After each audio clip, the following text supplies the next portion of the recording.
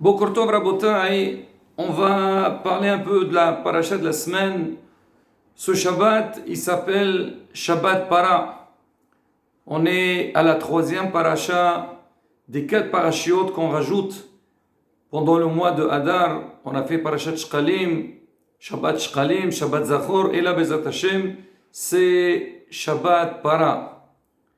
Ça, c'est le Sefer Torah qu'on va rajouter, mais la paracha de la semaine, c'est Parashat Kitissa. Maintenant, Parashat Kitissa, on va voir dedans un événement très douloureux pour le peuple d'Israël.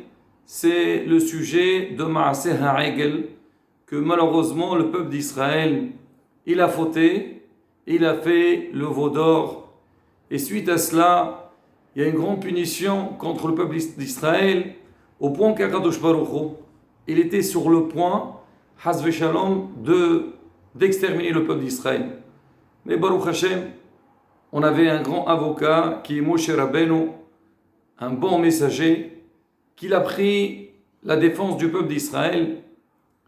À la fin, Akadosh Baruch Hu dit à Moshe, Yasher Kohacha, Kol HaKavod Lecha, que le peuple d'Israël, il a eu un avocat aussi puissant et qui sent son peuple que tu as pu me réconforter, et je ne veux pas annuler l'exéra, le décret, mais plutôt au lieu de les exterminer.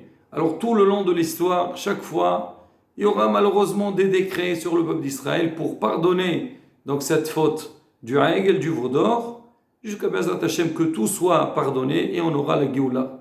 Rabotai, on la sent, la Géoula Bezat Hashem arriver, mais comme on dit, faire très attention, il faut bien se préparer.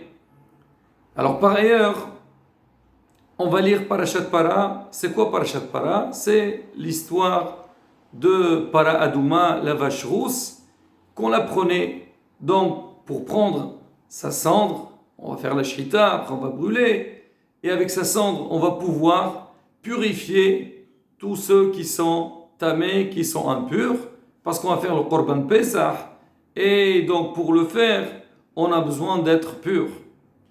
Alors les Chachamim ils disent, souvent cette paracha, donc Parashat Para, Shabbat Para plutôt, parce que Parashat Para c'est dans Hukat, mais ce Shabbat Para, souvent il tombe dans Parashat Kitissa. Alors on dit, c'est quoi le lien entre les deux?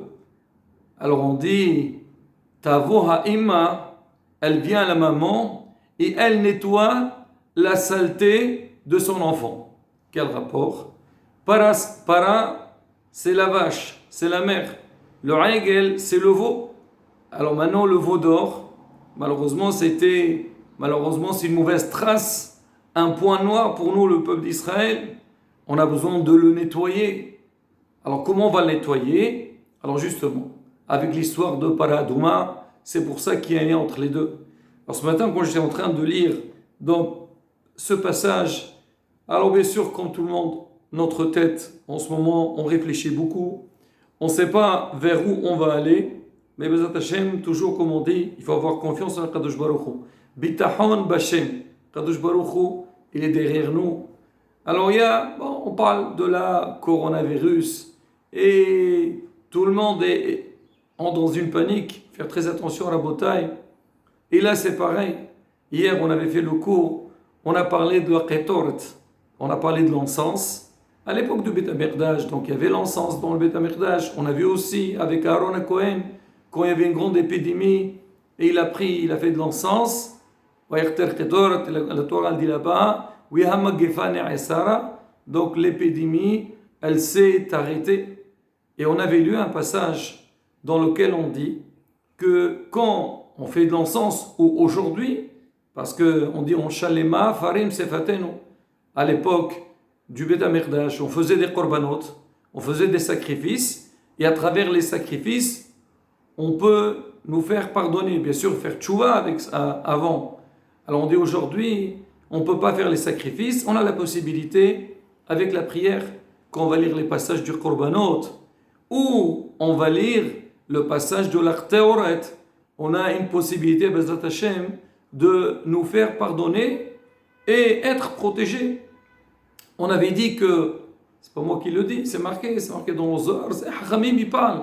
Ils disent quand quelqu'un il est la Torah, alors on prend ça, ça devient comme des pierres précieuses et ça devient un keter, une couronne sur notre tête.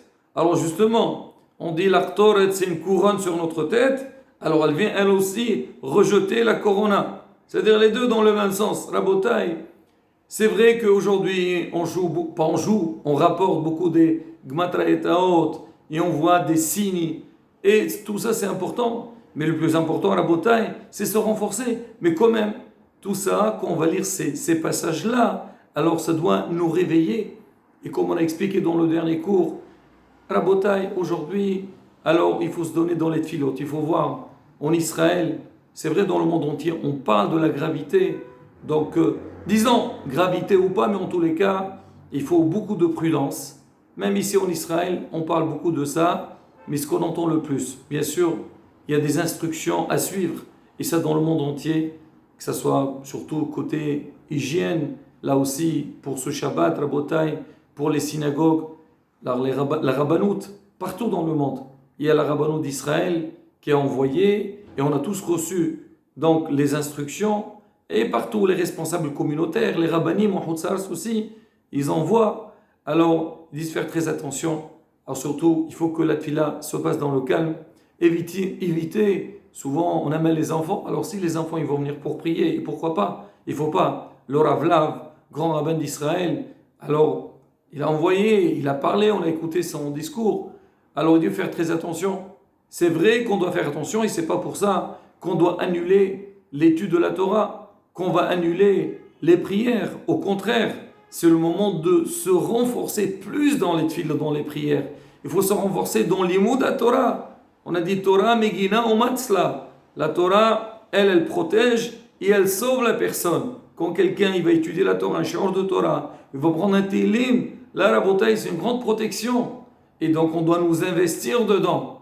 Alors justement, les synagogues, il faut qu'elles soient ouvertes, mais respecter la bouteille, ça veut dire, comme on vient de dire, les enfants, s'ils vont venir à la synagogue, même qu'on a dit alors si c'est un peu compliqué, on aura du mal à les gérer, ou ils vont, qui restent à la maison.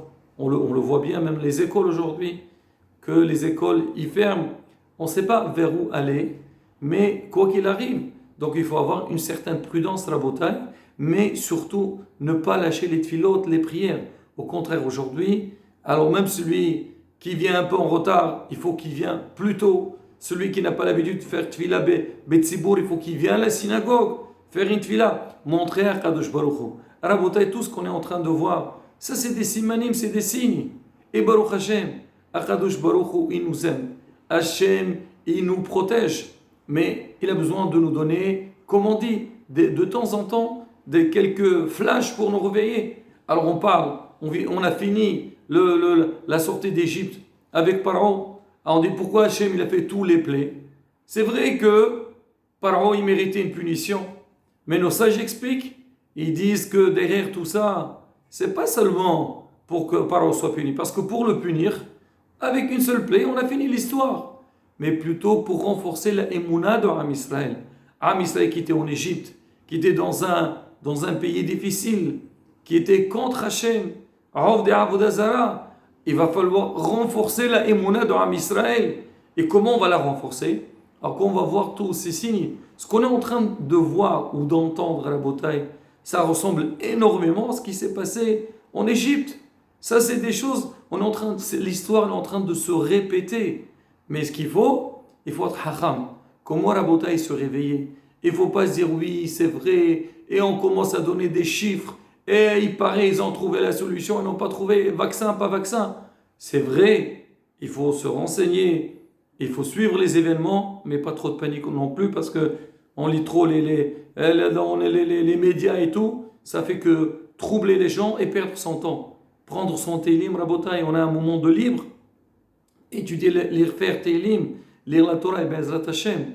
Quand Hashem il voit que le clan d'Israël, il se connecte à Kadosh Baruch Hu, il veut avancer, il veut s'améliorer, Bezrat Hashem, on aura la Yeshua. On a vu, c'est pas quelque chose de nouveau. On a vu des moments difficiles pour le clan d'Israël et Baruch Hashem, on a été épargné. Et justement, ça c'est le Nisayon. Ça, c'est l'épreuve.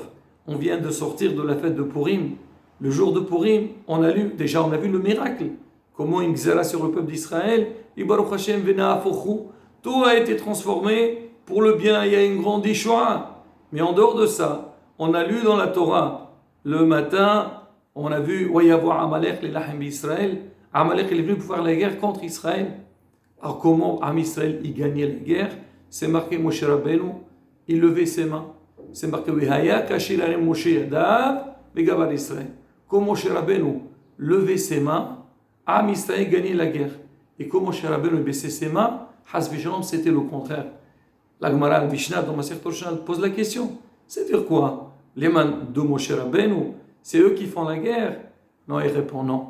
Il dit qu'au moment où Am Israël lève leurs yeux vers Akadosh Baruch Hu, c'est-à-dire quoi, lève leurs yeux vers Akadosh Baruch Hu, ils prient Hachem, ils se connectent avec Hachem. We'atem ad-deviqim b'Adonai Elohechem, hayim kolechem hayom. Quand on se colle à Akadosh Baruch Hu, on s'approche à Akadosh Baruch Hu, Bezrat Hachem, il n'y a rien à craindre.